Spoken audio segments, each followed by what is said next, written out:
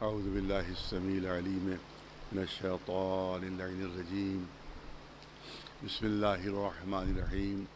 الحمد لله رب العالمين، والصلاة والسلام على سيد الأنبياء والمرسلين، سيدنا ونبينا وشفيع المذنبين أبي القاسم محمد وأهل بيته الطيبين الطاهرين المعصومين. أما بعد، فقد قال الله سبحانه تبارك وتعالى في كتابه المبين وهو أصدق القائلين: وجعلناهم أئمة يهدون بأمرنا وأوحينا إليهم فعل الخيرات وإقام الصلاة وإيتاء الزكاة وكانوا لنا عابدين. صلوات بر محمد وآل محمد. جیسا کہ آپ حضرات کو علم ہے کہ پوری دنیا میں اس وقت وبا پھیلی ہوئی ہے اور لاکھوں لاکھ لوگ اس میں اپنی جان دے چکے ہیں. خود بہت سے لکھنؤ کے مومنین بھی اس موذی مرض میں مبتلا ہو گئے اور بہت سو کا انتقال بھی ہوا ہے جن کی ہماری اطلاع کے مطابق. تو بڑی احتیاط کی ضرورت ہے کیونکہ ابھی تک اس مرض کی کوئی دوا نہیں نکل سکی ہے اور ڈاکٹروں کے مطابق اس پہ صرف اور صرف ابھی احتیاط اور بہت سخت احتیاط کرنا چاہیے. اور ہلکے سے بھی کسی میں سمٹمز اگر ظاہر ہوں تو اس کو چھپانا منع ہے، بلکہ جا کے فوراً وہ اس کو ڈاکٹروں کے جا کے ٹیسٹ کرائے. کیونکہ اگر خدا نخواستہ ایک شخص بیمار ہوا گھر میں تو پورا گھر 100% یقینی لازمی طور کے اوپر بیمار ہو جائے. جس کے ہاتھ سے ہاتھ ٹچ ہو جائے گا اور جو بھی قریب بیٹھ جائے گا اس سے تو یہ مرض ضرور ہو جائے گا. لہذا گورنمنٹ کی طرف سے بہرحال سختی ہے جو ہمارے لیے بہت سخت ہے ہمارے لیے، لیکن بہرحال وہ ایک ضروری چیز بھی ہے خود ہماری جان بچانے کے لیے.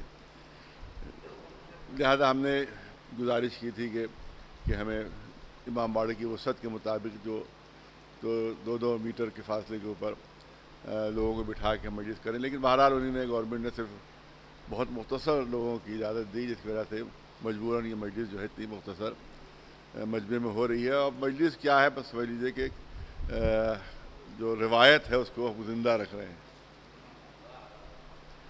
وہ روایت ختم نہ ہو جائے اور کفر ماب میں مجلسوں کا تسلسل نہ ٹوٹ جائے. سب سے اہم پہلو یہی تھا جس کے لیے ہم نے اس لیے سختی کی اور اس لیے گورنمنٹ سے اتنی زیادہ بات چیت راتوں کو جاگ کے 4 بجے رات تک گفتگو ہوتی رہی. وہ اسی سبب سے کہ تسلسل نہ ٹوٹے اور کوئی زمانہ ایسا نہ آئے جو ہم کہیں کہ غفر ماب میں اشرے کی مجلسیں نہیں ہوئی. تو چاہے 2 ہی آدمی ہو، 4 ہی آدمی ہو، 5 ہی آدمی ہو، لیکن یہ مجلسیں ہونا چاہیے تھیں جو الحمدللہ ہو رہی ہیں. تو بہرحال یہ اسی سلسلے کی یہ دوسری مجلس ہے.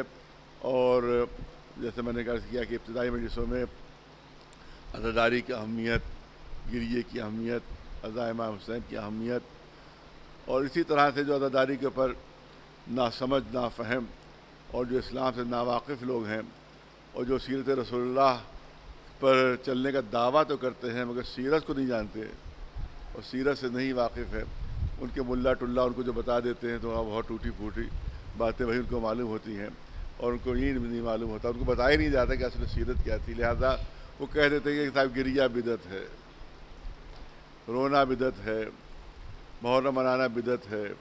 یہ تمام چیزیں جو ہیں وہ جاہل بیچارے سے بہک جاتے ہیں اور مولوی جو ہیں وہ جو درباری مولوی ہیں وہ یہ سب باتیں آج تک جو ہے وہ پھیلاتے رہتے ہیں. دیکھیے کچھ علماء جو ہیں وہ اسلام کے علماء ہیں، کچھ علماء وہ ہے کہ جو محمدی علماء ہیں، کچھ علماء وہ ہیں کہ جن کا تعلق دامن اہل بیت سے ہے، کچھ علماء وہ ہیں کہ جن کا تعلق جو ہے وہ خانوادہ رسالت سے ہے، جن کا تعلق رسول اللہ کی اولاد سے ہے.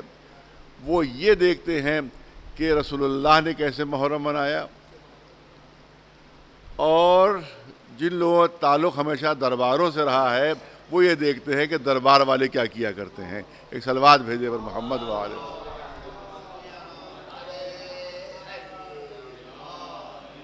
تو جو درباری مسلمان ہیں وہ عزا کے مخالف ہیں، وہ گریے کے مخالف ہیں، وہ آنسو بہانے کے مخالف ہیں. لیکن جو جس سے حقیقی اسلام ہم کو ملا ہے، جس سے واقعی اسلام ملا، یعنی محمد علیہ السلام، ہم ان کو دیکھتے ہیں کہ وہ انہی کی سیرت کیا تھی اور ان کا عمل کیا تھا. تو میں چاہتا ہوں چند جملے سلسلے میں عرض کیے جائیں اور پڑھے لکھے مجمع کے لیے عرض کیے جائیں، تاکہ جو سمجھدار مجمع ہے کم از کم اس کو حقیقت کا اندازہ ہو جائے، اور اگر حقیقت چھپی ہوئی ہے تو اس تک وہ حقیقت پہنچ جائے. کہا گیا کہ یکم محرم کو غم نہیں منانا چاہیے بلکہ خوشی منانا چاہیے. تو اب سوال یہ ہوتا ہے کہ کیا غم اور خوشی کا تعلق کسی دن سے ہے؟ بہت اہم سوال ہے، بہت ہی منطقی سوال ہے. خوشی اور غم کا تعلق کیا کسی دن سے ہے؟ کسی دن سے. اب میں پوچھنا چاہتا ہوں کہ کیا عید کا تعلق یکم شوال سے ہے؟ خوشی منانے کا تعلق جو ہے وہ یکم شوال سے ہے. تو جب یکم شوال سے تعلق ہے خوشی منانے کا تو ہر مہینے کی یکم کو عید منانا چاہیے. ہر مہینے کی یکم کو پھر عید منانا چاہیے، کیونکہ یکم جو ہے وہ عید کا دن ہے، خوشی کا دن ہے. نہیں، یکم شوال سے خوشی کا تعلق نہیں ہے، کیونکہ اللہ نے اس دن کو عید الفطر قرار دیا ہے، اس لیے ہم خوشی مناتے ہیں. ورنہ یکم شوال بھی ویسے ہی دن ہوتا ہے جیسے عام مہینوں کے دن ہے. ایک صلوات بھیجو.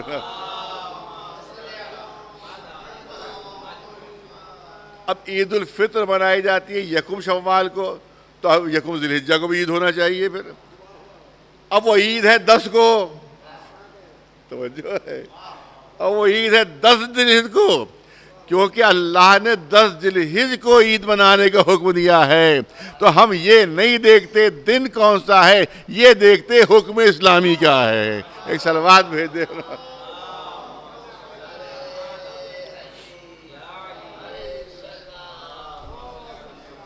آپ دیکھیں، ورنہ دنوں میں تو کوئی فرق نہیں ہے، دنوں میں تو کوئی فرق نہیں ہے. ہر دن اللہ کا مخلوق، ہر رات اللہ کی مخلوق ہے، لہذا دنوں میں تو کوئی فرق نہیں ہے. تو یکم شوال بھی ویسی ہے کہ جیسے یکم ذی الحجہ ہے، کہ جس کے جیسے یکم ذی قعدہ ہے ویسے یکم شوال بھی ہے. اور لیکن کیونکہ اللہ نے اس دن عید، اب 29 کو آپ دیکھیں، 29 رمضان کو روزہ رکھنا واجب، یکم شوال کو حرام ہو گیا. تو کیا کوئی دن سے تعلق ہے اس کا کہ یکم شوال سے اس حکم کا تعلق ہے؟ نہیں، اللہ کی مرضی اور اللہ کے حکم سے.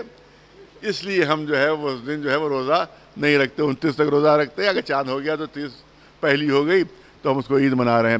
تو اس کا مطلب یہ ہے کہ عید کا تعلق خوشی اور دیکھیے بہت توجہ ہے، خوشی اور غم کا تعلق جو ہوتا ہے وہ دن سے نہیں ہوتا ہے، بلکہ دن میں رونما ہوئے کسی اہم واقعے سے ہوتا ہے.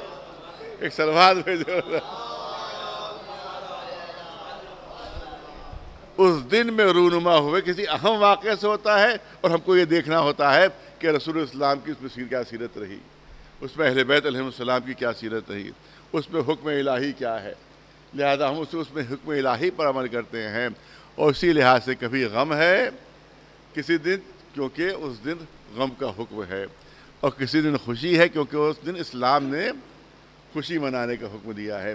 لہذا ہم دن سے تعلق نہیں ہوتا ہے ہمارے جذبات کا، بلکہ حکم الہی سے تعلق ہوتا ہے، سیرت محمد و آل محمد سے تعلق ہوتا ہے. ایک صلوات بھیجے بر محمد.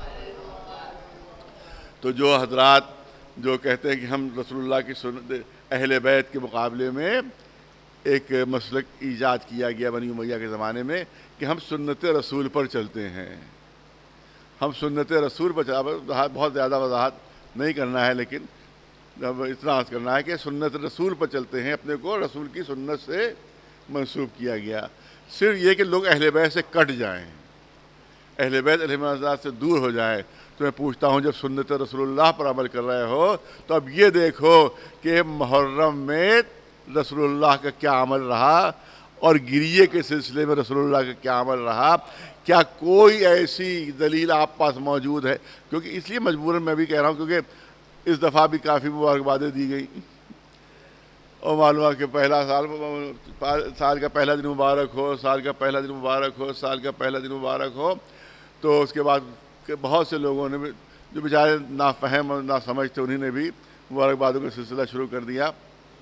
تو ان سے میں عرض کرنا چاہتا ہوں کہ کیا کہا جاتا ہے، میں سنی حضرات سے عرض کر رہا ہوں، ظاہر ہے کہ ایسا بات ہونا چاہیے واضح، جس کو کہا جاتا ہے انہوں نے کہا کہ ہم ہیں اہل سنت.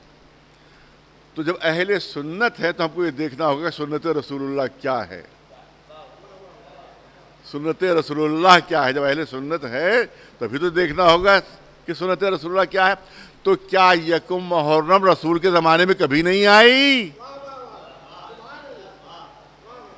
میں پوچھنا چاہتا ہوں کہ اپنے علماء سے پوچھیں، عوام اپنے علماء سے پوچھیں، اپنے علماء سے پوچھیں کہ زمانے رسالت میں، زندگی رسالت میں، اللہ کے نبی کی زندگی میں کیا کبھی یکم محرم نہیں آئی؟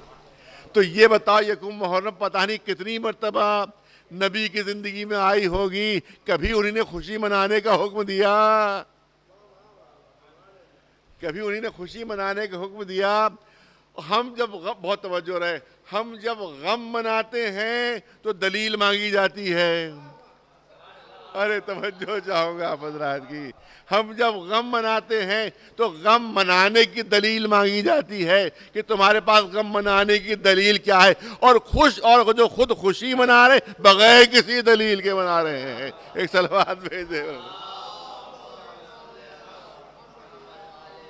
تو غم اور خوشی کا تعلق ہمارا جو ہے وہ محمد و آل محمد سے مربوط ہے. ہم کو یہ دیکھنا ہوگا کہ ان کی سیرت کیا رہی اور ان کا انداز کیا رہا. تو آپ دیکھیں کہ ہجری میں کئی سال پہلے بات پڑھ چکا ہوں، لیکن ہر سال مجھے یاد دلانا پڑتا ہے اس وجہ سے کہ ہر سال مبارکبادیں دی جاتی ہیں تو ہر سال مجھے 2-3 جملے کہنا پڑتے ہیں. تو اب یہ عرض کرنا یہ ہے کہ یہ بتائیں کہ ہجری یہ سال کا نام کیا ہے؟ عربی سال کا نام، عربی سال کا نام کیا؟ ہجری سال. یہ ہجری کہے سے بنا ہے؟ یہ عام مسلمانوں سے سوال ہے یہ کہ ہجری کہے سے بنا؟ ہجرت سے. تو ہجرت کیا ہے مجھے بتایا جائے. ہجرت ہے ہجر سے. ہجر کے معنی ہے جدائی. ہجر کے معنی جدائی. آج بھی شعراء کے جتنے بھی غمگین شعر ہیں وہ سب ہجر کے موضوع پر ہیں، سب ہجر کے موضوع پر ہے. تو ہجر میں کبھی خوشی نہیں منائی گئی ہے. لفظ ہجر خود غم کی دلیل ہے. توجہ رہے، لفظ ہجر خود غم کی دلیل ہے. تو اسی سے لفظ ہجرت بنا ہے. تو مجھے اتنا بتایا جائے کہ جو ہجرت ہو رہی ہے اس لیے بہت توجہ چاہتا ہوں، مسلمان عوام کی توجہ چاہوں گا، مسلمان عوام کی توجہ چاہوں گا اور بہت توجہ چاہوں گا. مجھے اتنا بتایا جائے کہ یہ ہجرت سے منسوب ہے، ہجری سال ہے، رسول اللہ کی ہجرت سے منسوب ہے. رسول اللہ کی جب ہجرت سے منسوب ہے تو مجھے یہ بتایا جائے کہ جب رسول اللہ ہجرت فرما رہے تھے تو خوش تھے کہ غمگین تھے؟ رسول اللہ جب ہجرت فرما رہے تھے تو خوش تھے یا غمگین تھے؟ رسول اللہ غمگین تھے، اہل بیت غمگین تھے، اصحاب غمگین تھے، کیونکہ مکہ چھوٹ رہا ہے، وطن چھوٹ رہا ہے، لہذا سب کے سب غمگین تھے، غم منا رہے تھے. ہجرت میں سب غم منا رہے تھے. رسول اللہ بھی غمگین تھے، اصحاب کرام بھی غمگین تھے، ازواج بھی غمگین تھی، سب کے سب غمگین تھے. اور ایک مشہور صحابی تو ہجرت کے دن رو رہے تھے. تو اس کا مطلب یہ ہے کہ ہجرت کے سلسلے میں رونا یہ سیرت صحابہ ہے. تو اب دیکھو جب ہجری سال ہے تو یہ دیکھو غم کون منا رہا ہے اور خوشی کون منا رہا تھا. ارے رسول اللہ غم منا رہے تھے، دشمنان رسول خوشی منا رہے تھے، اب بتاؤ کس کی سیرت پر عمل کر رہے ہو؟ ایک صلوات بھیجے بلند آواز سبحان محمد والوں۔ اب کس کی بہت مشہور ہے کہ جیسی عربی سال کے سلسلے میں بحث و گفتگو ہوئی ہے کہ کب یہ ہجری سال، یہ سال کس طرح سے شروع کیا جائے، تو بہت سارے لوگوں نے مشورہ دیا کہ بعثت سے شروع ہو، فلاں وقت سے شروع، فلاں وقت سے شروع۔ مولا کائنات علی بن ابی طالب علیہ السلام نے مشورہ دیا کہ ہجرت سے یہ سال شروع کیا جائے، اور اس کے بعد ہجرت اگرچہ یکم محرم کو نہیں ہوئی تھی، لیکن پھر بھی سلسلہ سال کا جو تھا وہ یکم محرم سے وہ شروع کیا گیا اور نام رکھا گیا ہجری سال۔ تو مولا علی نے مشورہ دیا کہ سال جو ہے اس کو ہجری رکھا جائے، سال کا نام ہجری ہو اور ہجرت سے شروع ہو، مصلحت مولا، کیونکہ جب لوگ مسلسل بچے سنیں گے کہ ہجری سال ہے، ہجری سال ہے، تو وہ بچہ اپنے باپ سے پوچھے گا کہ وہ ہجرت ہے کیا چیز، وہ ہجرت میں ہوا کیا تھا؟ تو جب باپ بتائے گا کہ وہ دن تھا کہ جب رسول اللہ مکہ چھوڑ رہے تھے، جب مکہ چھوڑ رہے تھے، تو وہ بھی پوچھے گا کہ رسول کی حفاظت کا انتظام کیسے ہوا تھا، تو ان کو بتانا پڑے گا کہ رسول نے اپنے بھائی کو، اپنے جانشین کو اپنے بستر پر لٹایا تھا، اس کو لٹا کر ہجرت کی تھی۔ تو اس کا مطلب یہ ہے کہ ہجرت کے ساتھ ساتھ علی کی قربانی کا تذکرہ بھی ہوتا رہے گا۔ ایک صلوات بھیجے بلند آواز۔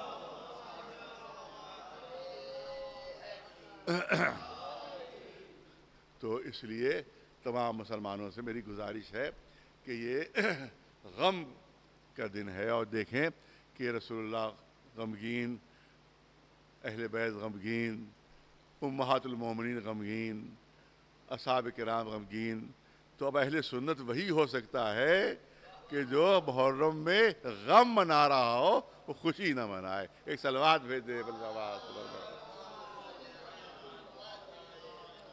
یہ چند جملے ضروری۔ اس کے بعد آپ دیکھیں کہ گریے کے سلسلے میں کہا جاتا ہے کہ صاحب یہ گریہ جو ہے یہ بدعت ہے، اور یہ ہے، میں بدعت کے اوپر 7-8 سال پہلے پورا اشرا پڑھ دیا تھا میں نے، صرف بدعت کے موضوع کے اوپر۔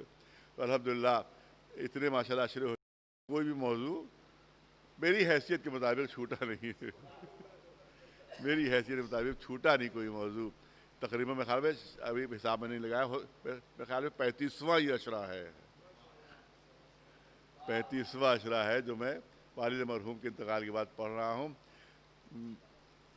23 سال میرے والد نے مجلس میں پڑھی، 40 سال میرے دادا نے پڑھی، 23 سال والد نے پڑھی، 40 سال میرے دادا نے پڑھی، اور یہ میرا 35واں سال اس اشرے کا چل رہا ہے، اور توفیق الہیہ رہی، زندگی رہی، حیات رہی، تو انشاءاللہ یہ سلسلہ جاری رہے گا۔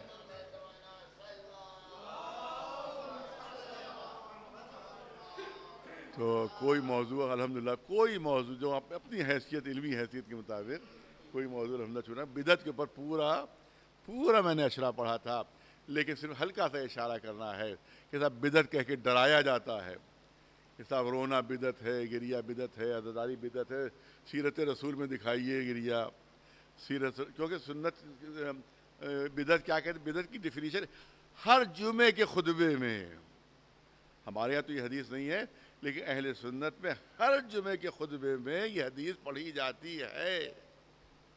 آپ انٹرنیٹ پر جائیے، جہاں بھی آپ دیکھیں نماز جمعہ، جب آپ خطبہ دیکھیں گے تو اہل سنت خطیب یہ حدیث پڑھتا ہے جمعے کے خطبے میں کہ جتنی نئی چیزیں ہیں، کوئی بھی نئی چیز ہو وہ بدعت ہے، ہر نئی چیز جو ہے وہ بدعت ہے، وَكُلُّ بِدْعَةٍ ضَلَالَةٍ، اور ہر بدعت جو ہے وہ گمراہی ہے، وَكُلُّ ضَلَالَةٍ فِي النَّارِ، اور ہر ضلالت کا نتیجہ جہنم ہے۔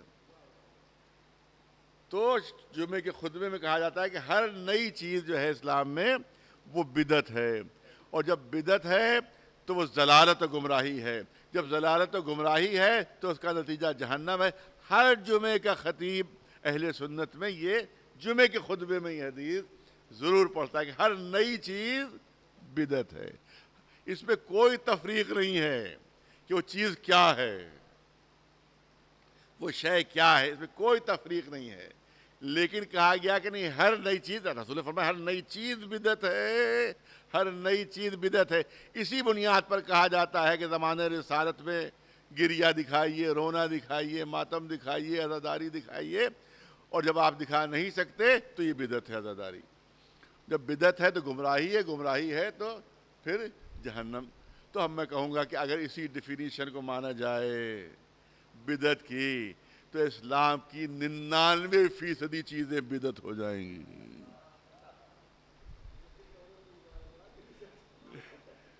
99 چیزیں بدعت ہو جائیں گی، 99% چیزیں بدعت ہو جائیں گی.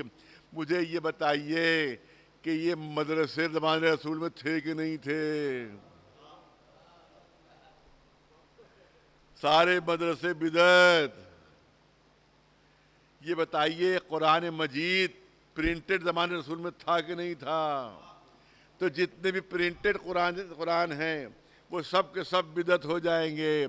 زمانہ رسالت میں خط کوفی میں قرآن مجید لکھا جاتا تھا، آج جو خط نسخ میں لکھا جا رہا ہے تو یہ قرآن کی لکھائی بدعت، یہ قرآن کے خط جو ہے وہ بدعت، قرآن کا چھاپنا بدعت. ایک زمانے میں سعودی عرب سے فتویٰ آیا تھا کہ اینک سے قرآن پڑھنا بدعت ہے. ایک سلوات بھیجے کیونکہ زمانے سال میں اینک نہیں تھی، لہذا اینک سے کہ بیچارہ بڈھا ہو گیا اور اینک سے قرآن پڑھ رہا ہے تو اینک سے قرآن پڑھنا بدعت ہے. کیوں بدعت ہے؟ کیونکہ زمانے رسول میں یہ اینک نہیں تھی. ہوائی جہاز آج بھی قرآن میں موجود ہے کہ کس طرح سے حج کا سفر کرو اونٹوں پر. تو ہوائی جہاز پہ جو مولوی صاحب جاتے ہیں حج کرنے، تو ہوائی جہاز سے حج کرنا بدعت. ہوائی جہاز سے نہیں، ابھی بات تھوڑی سی اور آگے بڑھے گی، بس 5 منٹ لینا ہے. ہوائی جہاز سے یہ بدعت. زمانے رسالت میں نہ ڈالر تھے نہ پاؤنڈ تھے. جو مولوی کو ڈالر اور پاؤنڈ ملتے ہیں وہ خرچ کرتا ہے، یہ بھی بدعت ہے، یہ بھی بدعت ہے. اور صرف یہی نہیں بلکہ زمانے رسالت میں کوئی بھی حدیث کی کتاب نہیں لکھی گئی تھی. منع کیا جاتا تھا. 90 سال تک حدیثوں کی کتابیں جلا دی گئیں. تاریخ اپنی کتابوں کی میں دیکھ لیجئے، اپنے علماء کی تاریخ دیکھ لیجئے کہ زمانے 90 سال تک، زمانے رسالت کے 90 سال تک جو حدیث کی کتاب لکھی جاتی تھی وہ جلا دی جاتی تھی کہ بھئی رسول اللہ نے حدیثیں نہیں لکھوائیں، بدعت ہے یہ، لہذا اس کو جلا دو، اس کو ختم کر دو. 90 سال بعد یہ سب کتابیں سامنے آئی ہیں. تو جن جن کتابوں کو آپ صحیح کہتے ہیں، حقیقت میں دیکھا جائے اگر بدعت کی ڈیفینیشن تو سب کی سب بدعت ہے، سب کے سب بدعت ہے، سب کے سب بدعت ہے. کیونکہ زمانے رسالت میں سب کو جو کتاب لکھی گئی اس کو جلا دیا گیا. تو ظاہر اس کے بعد 90 سال بعد، یہ الگ موضوع بالکل ہے کہ 90 سال بعد جب یہ حدیثیں جمع کی جانے لگی، نہ تو کوئی صحابی زندہ تھا اس وقت، اکثر تبع تابعی بھی دنیا سے رخصت ہو چکے تھے، لہذا لاکھوں جعلی حدیثیں آ گئیں، لاکھوں جعلی حدیثیں آ گئیں. اور پورا علم اس پر بنانا پڑا، علم حدیث، کہ ہم کیسے سمجھے کون رسول کی حدیث ہے اور کون رسول کی حدیث نہیں ہے. یہ کیوں ہوا؟ اس لیے 90 سال تک منع تھا لکھنا. اس وجہ سے زحمت پیش ہے، لاکھوں جعلی حدیثیں گڑھ لی گئی، بنا لی گئیں، جس کی وجہ سے امت میں 73 فرقے پیدا ہو گئے. ورنہ یہ حدیثیں اگر موجود ہوتی تو فرقہ ایک ہی ہوتا، 73 نہ ہوتے. ایک سلوات بھیجے مولانا عباس. یہ 73 فرقے ہوئے، اس کی بنیاد یہی حکم تھا کہ حدیث نہیں لکھی جائے گی. کیونکہ اگر حدیث لکھتے تو پتہ چلتا کون سی آیت کس کے لیے نازل ہوئی ہے، کون سی کس کی مدح میں ہے، کون سی کس کی مذمت میں ہے. تو پتہ نہیں کتنوں کے راز کھل جاتے. ایک سلوات بھیجے مولانا عباس.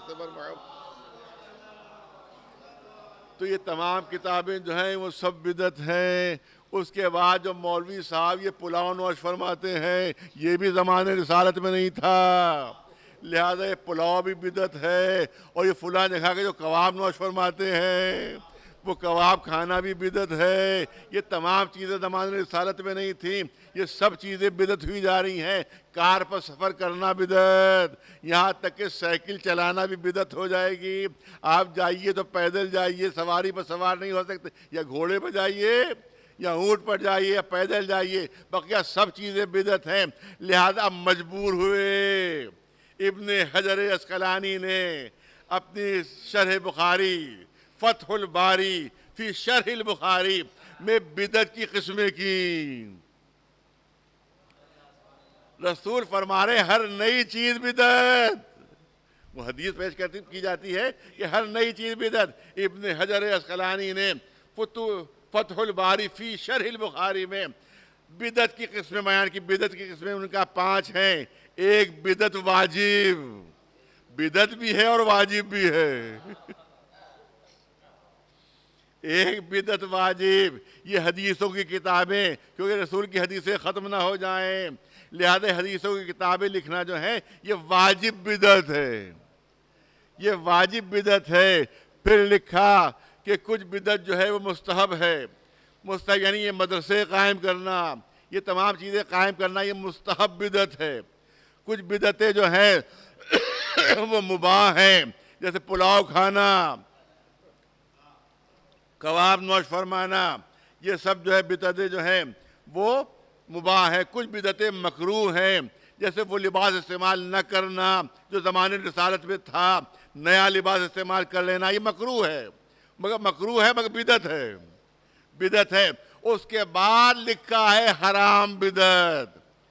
5 بہت توجہ, جہاں تک آواز جا رہی ہے. پھر ابن حجر بہت بڑے عالم ہیں, بہت بڑے عالم عالم اسلام کے, فتح الباری فی شرح صحیح البخاری, اس میں لکھتے ہیں کہ آخری قسم ہے حرام بدعت. حرام بدعت. اب مثال انہی کی دیوی ہے, ارے توجہ رہے, مثال انہی کی دیوی ہے, حرام بدعت. کہا کہ کیا مثال کیا ہے؟ کہ امام وقت کے خلاف بغاوت کرنا, یہ حرام بدعت ہے. اب دیکھو کس نے امام وقت کے خلاف بغاوت کی ہے, جو حرام بدعت کا مثال بن گیا ہے. ایک صلوات بھیج دے برناوات.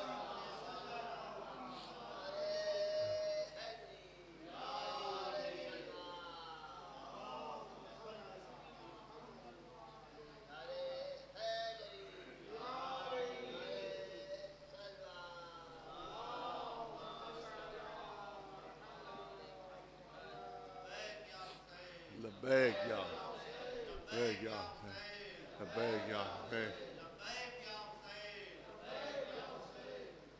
اب میں نے صلوات بھیجے محمد والے. اب میں نے جملہ, میں نے کہا 8-10 سال پہلے میرا یہ موضوع تھا, اس وقت میں نے جملہ کہا تھا. اس میں جملہ کہا تھا کہ 99% چیزیں بدعت ہیں. 99% چیزیں بدعت ہیں. آپ عزاداری کو بدعت کہتے ہیں, آپ عزاداری کو بدعت کہتے ہیں. تو اس وقت میں نے یہ جملہ کہا تھا کہ جب اتنی چیزیں بدعت ہیں تو اتنی بدعتیں آپ کر رہے ہیں, ایک بدعت کی ہمیں بھی اجازت دے دیجئے. ایک صلوات بھیج دے. یہ میں نے جملہ کہا تھا اس وقت کہ اتنی بدعتیں آپ کر رہے ہیں, آپ عزاداری کی بدعت کہتے ہیں, تو ایک بدعت کی ہمیں اجازت دے دیجئے. لیکن میں نے جملہ بدلا تھا.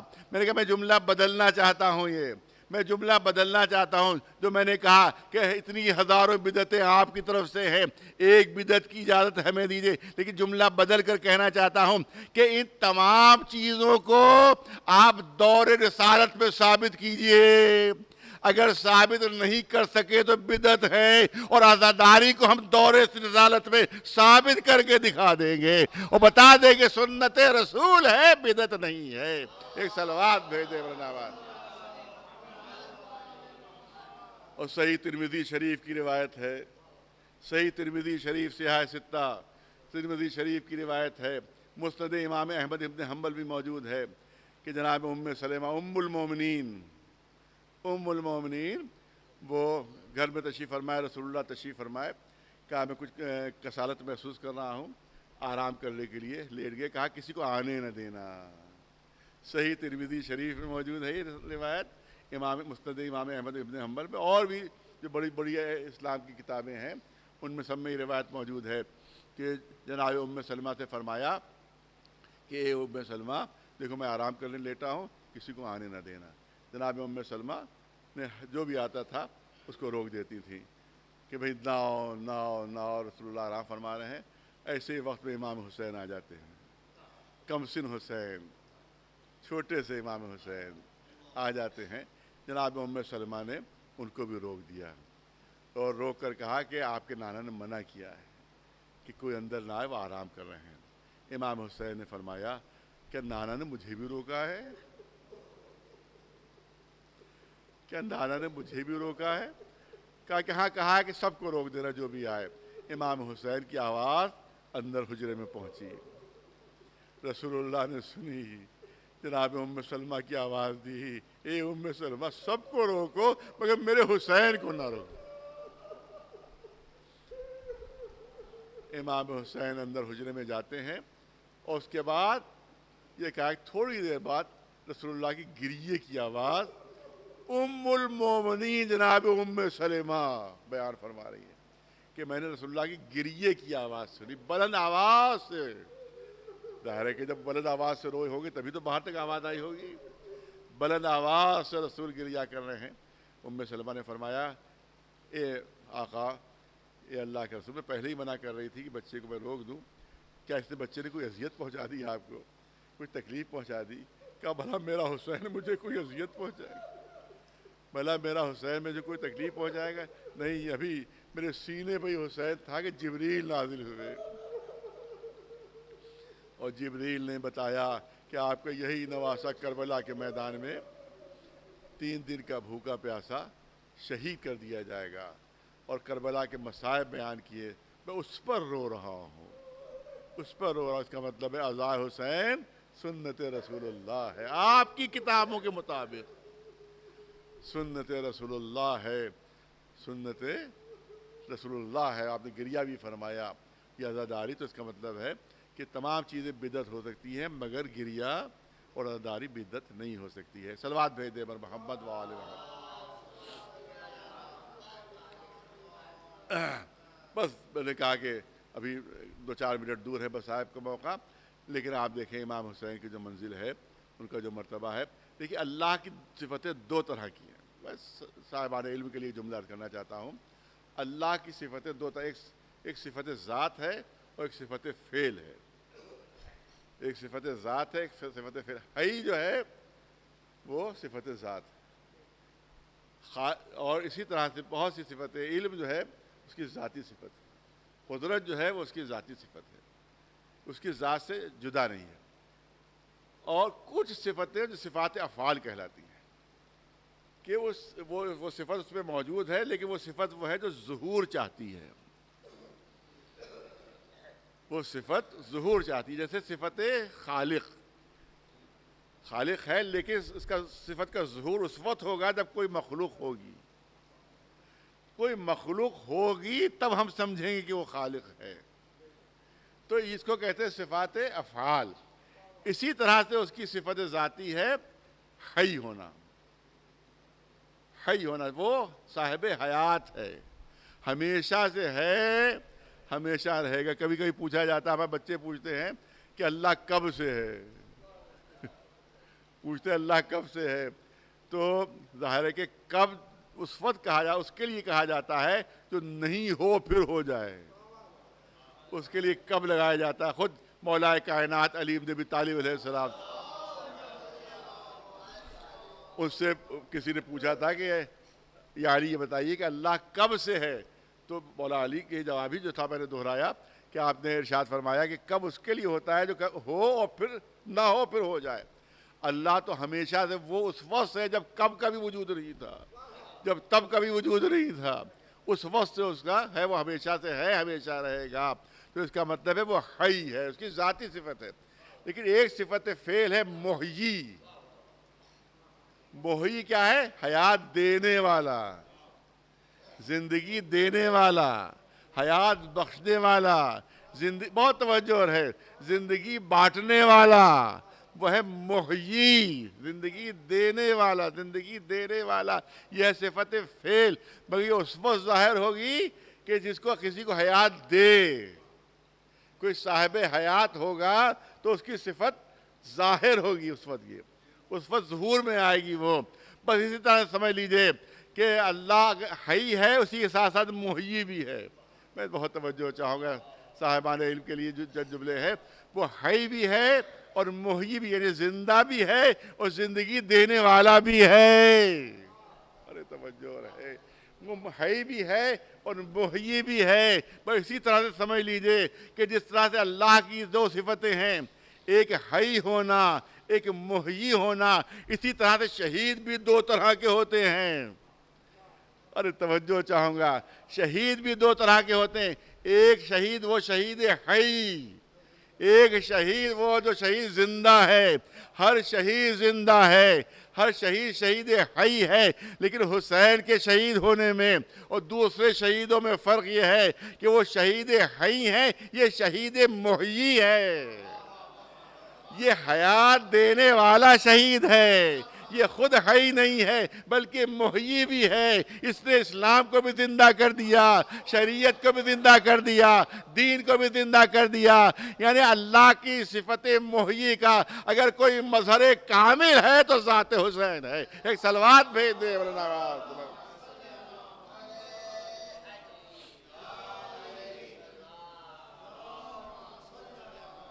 ایک صلوات بلند آواز پر محمد.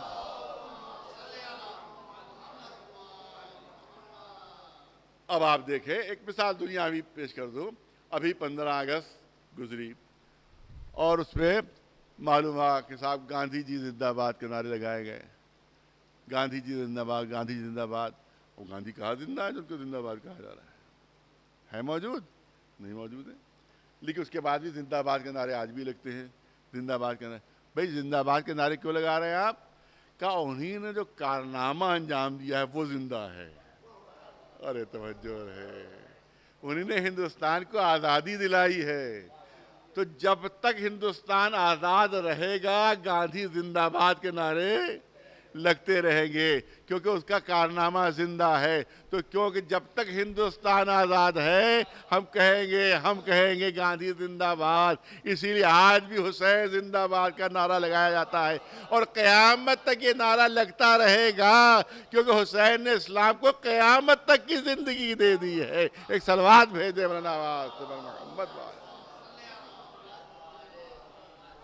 ایک صلوات بلند آواز سے محمد. بس ایک واقعہ اور میں عزائم. بعض لوگ کہتے ہیں کہ صاحب بہت زیادہ جو پڑھ لکھ جاتے ہیں اور جن کو علم ہضم نہیں ہو پاتا تو وہ کہتے ہیں ارے صاحب سیمینار کیجئے. جیسے میں نے کل بھی کہا تھا، سیمینار کیجئے.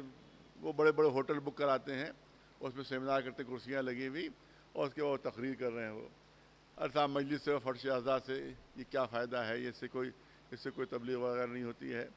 اور یہ آپ جو یہاں بیٹھ کے دو چار جملے جو رو لیتے ہیں آپ، اس سے کیا فرق پڑتا ہے؟ سیمینار کیجئے اور سب کیجئے، تب کہیں جا کے مقصد امام حسین پورا ہوگا. لیکن واقعہ آپ سن لیجئے کہ ایک بہت بڑے عالم نے یہ واقعہ بیان کیا ہے. انہوں نے ارشاد فرمایا کہ ایک مرتبہ امام حسین علیہ السلام ان کے خواب میں آتے ہیں. امام حسین علیہ السلام جو خواب میں قدموں پر انہوں نے سر رکھ دیا. آقا آپ یہ بتائیے کہ یہ جو مجلس ہے یہ مشہور ہے کہ ہر مجلس میں آپ تشریف لاتے ہیں، تو کیا یہ بات سچ ہے، درست ہے؟ کہا کہ ہاں میں ہر مجلس میں آتا ہوں، ہر مجلس میں آتا ہوں. کوئی مجلس ایسی نہیں ہے کہ چھوٹ جائے اس میں نہ آؤں. تو اب اس نے جرأت کر کے پوچھا کہ آقا یہ بتائیے کہ کوئی مجلس ایسی بھی ہوتی ہے کہ جس مجلس کے ہونے کا آپ انتظار کرتے ہو؟ جس مجلس کے ہونے کا آپ انتظار کرتے ہو؟ مولانا نے فرمایا نہیں میں تو ہر مجلس میں جاتا ہوں، ہر مجلس میں جاتا ہوں. اب ان کو اندازہ ہوا کہ شاید مولا بتانا نہیں چاہ رہے ہیں. کہ نہیں آپ کو قسم ہے علی اکبر کی، آپ یہ بتائیے کوئی مجلس ایسی بھی ہوتی ہے کہ جس میں آپ جانے کی تمنا کرتے ہیں اور آپ جانے کا وہاں انتظار کرتے ہیں کہ وہ مجلس ہو تو میں جاؤں؟ کہ تم نے ایسی قسم دے دی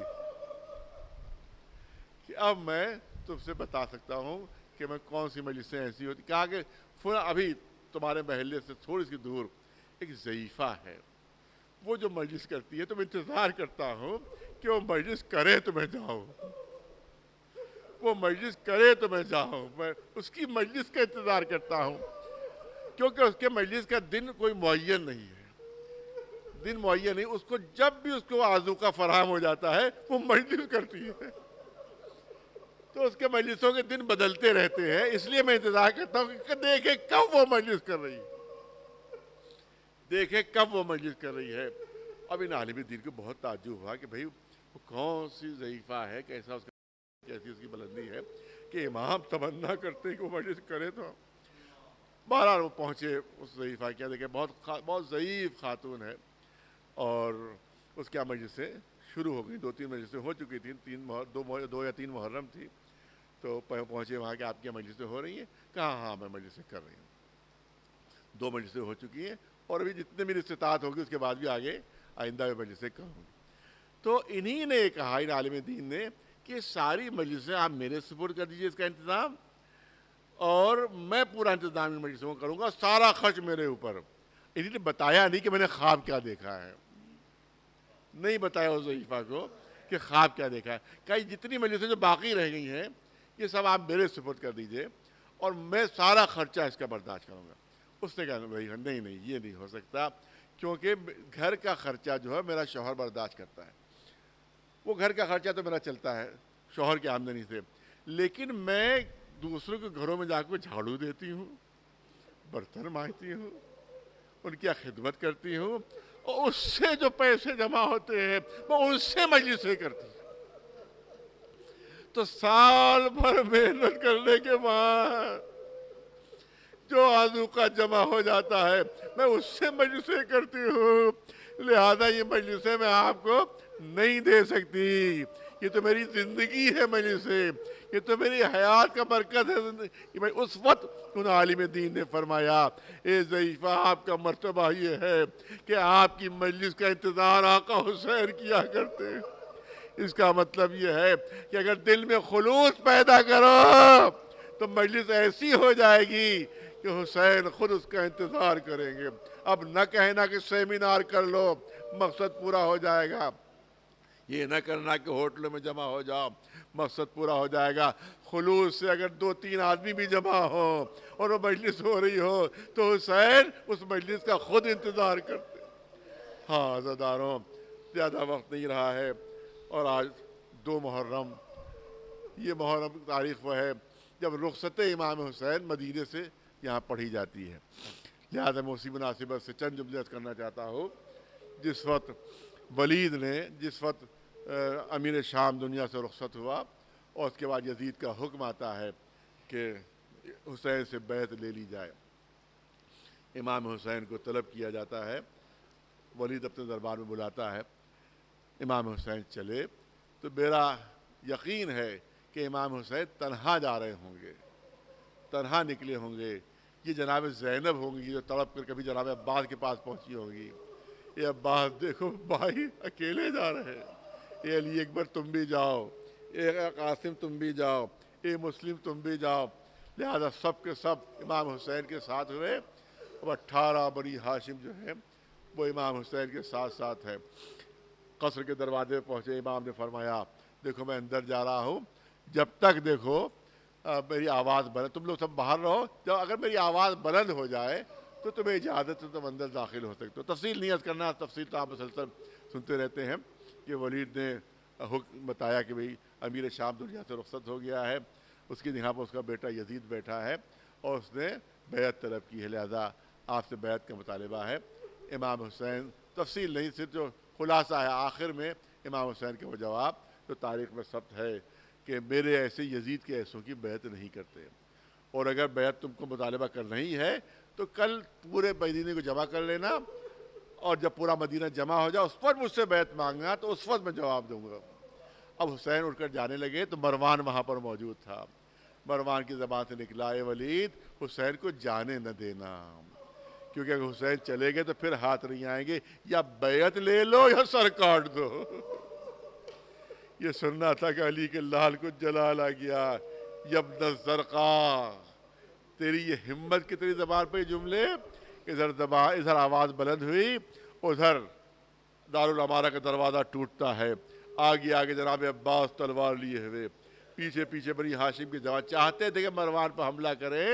امام حسین نے فرمایا، ہاتھ روک دیا، اے عباس ہم جنگ میں کبھی پہل نہیں کرتے، لہذا اے عباس صبر کرو، اے عباس صبر کرو۔ اس کے بعد اب یقین ہو گیا امام حسین کو کہ میں مدینے میں نہیں رہ سکتا، لہذا تاریخ یہ کہتی ہے کہ عالم یہ تھا جناب امام حسین کا کہ قبروں پر جاتے تھے، قبروں سے لپٹ لپٹ کے فریاد کرتے تھے، کبھی رسول اللہ کی قبر پر، کبھی جناب شہزادی فاطمہ زہرا کی قبر پر، کبھی امام حسین کی قبر پر، اور قبر سے لپٹ کے فریاد کرتے، اے نانا میری تمنا تو یہ تھی کہ پوری زندگی قبر کی مجاوری میں بسر کر دوں، لیکن آپ کی امت مدینے میں رہنے نہیں دے رہی۔ کبھی ماں کی قبر پر پہنچ کر فریاد کر رہے ہیں، کبھی بھائی کی قبر پر لپٹ کے فریاد کر رہے ہیں، آخر میں وہ شب آتی ہے کہ جس کی صبح کو روانہ ہونا ہے، جس کی صبح کو روانہ ہونا ہے۔ تو اب پوری رات یہ عالم تھا، آقا کا تاریخ کہتی ہے کہ قبروں سے رخصت ہو کر، مزاروں سے رخصت ہو کر گھر آتے تھے، تھوڑی دیر گھر میں رکتے تھے، پھر تڑپ کر قبروں پر پہنچ جاتے، گریہ ہے، ماتم ہے، آخر میں صبح نمودار ہوئی، مولا گھر کے سامنے ایک کرسی بچھا کر بیٹھ گئے، پہلو میں جناب عباس کھڑے ہوئے ہیں، جناب علی اکبر ہے، جناب قاسم ہے، ایک کنیز منظر کشی کرتی ہے کہ میں ایک بلندی سے پورا منظر دیکھ رہی تھی کہ امام حسین کرسی پر تشریف فرما اور جو بنی ہاشم ہے وہ پہلو میں کھڑے ہوئے، وہ کہتی ہے کہ میں نے دیکھا کہ ایک معظمہ سیاہ چادر اوڑھے ہوئے وہ نکلی گھر سے باہر، جیسی معظمہ باہر نکلی ویسی قاسم دوڑ کر آگے بڑھے، ان معظمہ کو اونٹ پر سوار کروایا۔ وہ کنیز کہتی ہے میں سمجھ گئی کہ یہ ام فروا ہیں، والدہ جناب قاسم، کہ جس کے لیے جناب قاسم آگے بڑھے ہیں۔ اس کے بعد وہ کہتی ہے کہ پھر ایک معظمہ اور باہر آئی، اس کے بعد یہاں کے اوپر وہ کہتی ہے میں نے دیکھا کہ جناب علی اکبر آگے بڑھے اور ان معظمہ کو سوار کروایا۔ وہ کہتی ہے میں سمجھ گئی کہ یہ ام لیلا ہے جن کے لیے علی اکبر آگے بڑھے۔ اس کے بعد جب ایک معظمہ باہر نکلی تو خود جناب عباس آگے بڑھے اور انہی نے آگے بڑھ کر اس معظمہ کو سوار کروایا۔ وہ کہتی ہے میں سمجھ گئی کہ یہ جناب ام کلثوم ہے۔ اب سنیے ایک روایت جو میری نظر سے گزری ہے، جو آپ کے سامنے میں پیش کرنا چاہتا ہوں۔ وہ کہتی ہے کہ اب آخر میں جناب زینب کو نکلنا ہے، لیکن تاخیر ہو رہی ہے، زینب باہر نہیں نکل رہی ہے۔ بہت توجہ، بس 2-3 جملے، تاخیر ہو رہی ہے، جناب زینب باہر نہیں نکل رہی ہے۔ اب سوال یہ ہوتا ہے کہ زینب کی تاخیر کا سبب کیا ہے؟ ایک روایت ملی ہے جو آپ کے سامنے عرض کرنا چاہتا ہوں کہ جس وقت تمام بیویاں سوار ہونے لگیں تو ایک ننھی سی بچی ہے جو بیماری کے عالم میں ہے، جس کے لیے منع ہے کہ سب سفر کریں گے مگر یہ بچی سفر نہیں کرے گی، یہ بچی ساتھ نہیں جائے گی۔ یہ کون ہے؟ فاطمہ صغریٰ۔ صغریٰ نے کہا جب بیویاں سوار ہونے لگیں کہ میری چارپائی کو دروازے کے سامنے رکھ دیا جائے تاکہ وہاں سے میں بیویوں سے رخصت ہو لوں۔ جناب ام لیلا سے رخصت ہوئی، جناب ام فروا سے رخصت ہوئی، جناب ام کلثوم سے رخصت ہوئی۔ آخر میں جب جناب زینب رخصت ہونے لگی، بچی کو گلے لگایا اور چاہتی تھی کہ دروازے کا رخ کرے تو قدم آگے نہیں بڑھ رہے ہیں، قدم آگے نہیں بڑھ رہے ہیں۔ اب جو دیکھا فاطمہ صغریٰ دامن سے لپٹی، اے پھوپھی اماں اس وقت تک جانے نہیں دوں گی جب تک بابا سے اجازت نہیں دلوا لیجیے گا۔ آپ دیکھیں بچی کی تڑپ، بچی کی بے چینی۔